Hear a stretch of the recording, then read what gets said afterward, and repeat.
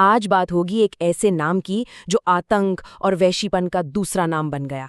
एक ऐसा शख्स जिसे एक वक्त पे उसामा बिन लादेन के बाद दुनिया का सबसे खतरनाक आदमी कहा जाने लगा था। जी हाँ, ये कहानी है इलियास कश्मीरी की, एक ऐसा आतंकवादी जिसकी हैवानियत ने पूरी दुनिया को हिलाकर रख दिया था।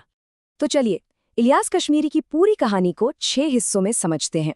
जानेंगे कि कैसे वो एक शैतान बना, अफगान युद्ध ने उसे कैसे तपाया, कश्मीर में उसने क्या क्या जुल्म ढाए, फिर कैसे उसने अपने ही आका को काटा, अल-कायदा का मास्टरमाइंड बना, और आखिर में कैसे आसमान से उसकी मौत आई। देखिए, इस कहानी को हम उसकी पैदाइश से शुरू नहीं करेंगे। नहीं, हम शुरू करेंगे उस एक खौफनाक वारदात से जिसने असल में इलियास कश्मीरी नाम के इस शैतान की दुनिया में पहचान बनाई। बात है 27 फरवरी साल 2000 की, एक ऐसी तारीख जो इंडियन आर्मी के इतिहास में एक बेहद काले दिन के तौर पर दर्ज है। जगह थी जम्मू कश्मीर का राजौरी सेक्टर, मतलब एलओसी का वो बेहद संवेदनशील इलाका जहां चारों तरफ सिर्फ बर्फ, हाड़ कंपा देने वाली ठंड और हवा में बारूद की महक घुली हुई थी। यहीं पर थी अशोक लिसनिंग पोस्ट। ये एक बहुत ही क्रिटिकल पोस्ट थी। सोचिए, 3 तरफ से पाकिस्तानी पोस्ट से घिरी हुई, और इस चौकी पर हमारी 17 मराठा लाइट इन्फेंट्री के जवान पाकिस्तान की तरफ से हो रही जबरदस्त गोलाबारी के बीच भी डटे हुए थे। उस रात माहौल में जबरदस्त टेंशन थी। सरहद के उस पार से लगातार गोलियां और मोर्टार बरस रहे थे, और हमारे जवान अपनी जान की फिक्र किए बिना दुश्मन को मुंहतोड़ जवाब दे रहे थे। कमांड से ऑर्डर एकदम क्लियर थे, अपनी पोजीशन पर डटे रहो, दुश्मन को 1 इंच भी आगे नहीं बढ़ने देना। लेकिन इस फायरिंग की आड़ में पाकिस्तान एक बहुत ही घिनौनी साजिश बुन रहा था। हुआ ये कि रात के अंधेरे में पाकिस्तानी आर्मी की एलीट एसएसजी की यूनिफॉर्म पहने करीब 25 आतंकी एलओसी पार करके आ गए। और इस ग्रुप को कौन लीड कर रहा था? इलियास कश्मीरी। इन्होंने सीधा सबसे आगे की पोस्ट पर तैनात संतरी सिपाही भाऊ साहब मारुति तालेकर पर घात लगाकर हमला कर दिया। इस अचानक हुए हमले और गोलीबारी में हमारे 7 जवान शहीद हो गए। पर कश्मीरी यहीं नहीं रुका। उसने जो किया वो जंग के हर नियम, हर इंसानियत के खिलाफ था। उसने शहीद सिपाही तालेकर का सर धड़ से अलग कर दिया और उसे एक ट्रॉफी की तरह अपने साथ पाकिस्तान ले गया। और इस पूरी कहानी का सबसे शर्मनाक, सबसे घिनौना हिस्सा अब आता है। रिपोर्ट्स ये बताती है कि इलियास कश्मीरी वो कटा हुआ सिर लेकर सीधा जनरल परवेज मुशर्रफ के पास पहुंचा था, और कहते हैं कि मुशर्रफ ने इस वहशीपन के लिए उसकी पीठ थपथपाई थी। बस यहीं से ऑफिशियल तौर पर उस शैतान का जन्म हुआ जो आगे चलकर आतंक का पर्याय बनने वाला था। तो सवाल ये उठता है कि आखिर ये शैतान बना कैसे? मतलब एक मामूली स्टूडेंट से इतना खूंखार जिहादी बनने तक का इसका सफर कैसा था? चलिए जरा टाइम में पीछे चलते हैं और इसकी शुरुआत को देखते हैं। 1964 में पीओके में पैदा हुआ। शुरुआत में तो इस्लामाबाद की एक ओपन यूनिवर्सिटी में कम्युनिकेशंस की पढ़ाई कर रहा था, लेकिन बहुत जल्द ही कट्टरपंथियों के चक्कर में पड़ गया। पढ़ाई लिखाई सब छोड़ छाड़ के कराची के एक ऐसे मदरसे में पहुंच गया जो असल में आतंकवादियों की फैक्ट्री था। बस यहीं पर आईएसआई की नज़र इस पर पड़ी। उन्होंने इसे रिक्रूट किया, पाकिस्तानी आर्मी की बेस्ट एसएसजी कमांडोज के साथ ट्रेनिंग दी और फिर भेज दिया अफगानिस्तान मुजाहिदीन को ट्रेन करने। वहीं एक धमाके में इसकी एक आंख चली गई और एक उंगली भी। अफगानिस्तान से जब वो लौटा तो पहले से कहीं ज्यादा कट्टर और खतरनाक हो चुका था। अब पाकिस्तान और आईएसआई के हाथ एक तुरुप का इक्का लग गया था और उनका अगला टारगेट साफ था, भारत। इलियास कश्मीरी को कश्मीर घाटी में आतंक फैलाने की खुली छूट मिल गई। कश्मीर पहुंचते ही उसने अपनी एक पर्सनल आर्मी, एक किलिंग मशीन तैयार की जिसका नाम था ब्रिगेड 313। ये कोई मामूली टेररिस्ट ग्रुप नहीं था, ये एक सीक्रेट यूनिट थी। इसमें शामिल होने के लिए इतने खतरनाक फिजिकल और मेंटल टेस्ट पास करने पड़ते थे कि कोई सोच भी नहीं सकता। ये असल में कश्मीरी की अपनी मौत की टुकड़ी थी। अब इसी बीच इंडियन फोर्सेज ने जैश के सरगना मसूद अजहर को पकड़ लिया, तो अपने बॉस को छुड़ाने के लिए कश्मीरी ने एक बहुत बड़ी इंटरनेशनल साजिश रची। नाम था ऑपरेशन अल हदीद। प्लान ये था कि दिल्ली से कुछ विदेशी टूरिस्ट को किडनैप किया जाए, जिससे भारत पर इंटरनेशनल प्रेशर बनी।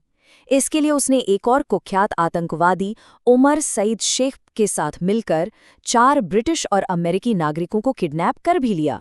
लेकिन इंडियन पुलिस भी कम नहीं थी। उन्होंने सहारनपुर में उनके ठिकाने पर रेड मार दी।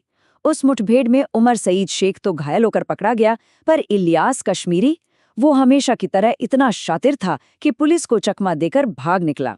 हालांकि बाद में वो फिर पकड़ा गया, पर देखिए 2 साल के अंदर वो भारत की जेल से भी भाग गया, और जब वो पाकिस्तान वापस लौटा तो उसका स्वागत एक लेजेंड, एक हीरो की तरह किया गया। अब तक इलियास कश्मीरी पाकिस्तान और आईएसआई का सबसे वफादार और सबसे खतरनाक हथियार था। लेकिन फिर कुछ ऐसा हुआ जिसने पूरी कहानी ही पलट दी। जिस हाथ ने उसे पाला पोसा, उसी हाथ को इस शैतान ने काट लिया। हुआ ये कि 9/11 के हमलों के बाद अमेरिका के प्रेशर में मुशर्रफ को वॉर ऑन टेरर में अमेरिका का साथ देना पड़ा। कश्मीरी को लगा कि ये तो सरासर धोखा है। जब आईएसआई ने उसे अपनी ब्रिगेड 313 को खत्म करने को कहा तो उसने साफ मना कर दिया। बात इतनी बिगड़ी कि 2003 में उसने सीधे परवेज मुशर्रफ पर ही जानलेवा हमला करवा दिया, जो कि फेल हो गया। लेकिन ताबूत में आखिरी कील ठुकी 2007 में इस्लामाबाद की लाल मस्जिद की घेराबंदी के साथ। लाल मस्जिद पर जब पाकिस्तानी आर्मी ने एक्शन लिया तो उसमें सैकड़ों कट्टरपंथी मारे गए। बस इस घटना ने कश्मीरी को पूरी तरह से पागल कर दिया। उसने खुलेआम ऐलान कर दिया अब जिहाद होगा, लेकिन अपने ही बनाने वालों के खिलाफ, पाकिस्तानी सरकार और पाकिस्तानी सेना के खिलाफ। अब वो आईएसआई का कोई मोहरा नहीं था, अब वो उनका सबसे बड़ा दुश्मन बन चुका था। पाकिस्तान से बगावत के बाद कश्मीरी ने हाथ मिलाया आतंक के सबसे बड़े नाम ओसामा बिन लादेन से, और देखते ही देखते वो अल कायदा का एक टॉप कमांडर बन गया। अब वो पहले से कई ज्यादा ताकतवर, कई ज्यादा खतरनाक, और उसकी पहुंच पूरी दुनिया में हो चुकी थी। और फिर उसने पूरी दुनिया में तबाही मचानी शुरू कर दी। पाकिस्तान में आईएसआई और आर्मी हेडक्वार्टर पर बम धमाके करवाए। भारत में 26/11 मुंबई हमलों के पीछे डेविड हेडली का असली हैंडलर यही था। पुणे की जर्मन बेकरी ब्लास्ट के पीछे भी इसी का हाथ था। अफगानिस्तान में इसने सीआईए के एक बेस पर हमला करवाया, जिसमें उनके 7 टॉप एजेंट्स मारे गए। और तो और यूरोप में एक डेनिश अखबार पर भी हमले की साजिश रची। उसकी वहशत का अंदाजा कोई भी उसके अपने शब्दों से लगा सकता है। जो डेनमार्क के अखबार पर हमला होना था, उसके बारे में उसने डेविड हेडली को क्या कहा, सुनिए। संपादक और कार्टूनिस्ट को ढूंढो, बस उन्हें घायल करो, फिर अपने चाकू निकालो और उनके सिर कलम कर दो, उनके खूनी सिर खिड़की से बाहर सड़क पर फेंक दो। वो सिर्फ मारना नहीं चाहता था, वो मौत का एक खौफनाक तमाशा बनाना चाहता था। अब अमेरिका के लिए Ilyas Kashmiri Osama bin Laden से भी बड़ा और एक्टिव खतरा बन चुका था। इसलिए यूएस स्टेट डिपार्टमेंट ने उसे स्पेशली डेजिग्नेटेड ग्लोबल टेररिस्ट घोषित किया और उसके सिर पर $5 मिलियन का इनाम रखा। सीआईए एजेंट्स को मारकर कश्मीरी ने अमेरिका को सीधी चुनौती दे दी थी। अब उसका अंत तय था, और ये अंत जमीन से नहीं बल्कि सीधा आसमान से टपकने वाला था। 2 मई 2011 ओसामा बिन लादेन पाकिस्तान में मारा गया, और उसके ठीक बाद सीआईए की नई हिट लिस्ट में जो नाम नंबर 1 पर था, वो था इलियास कश्मीरी। अमेरिका उसे हर हाल में खत्म करना चाहता था।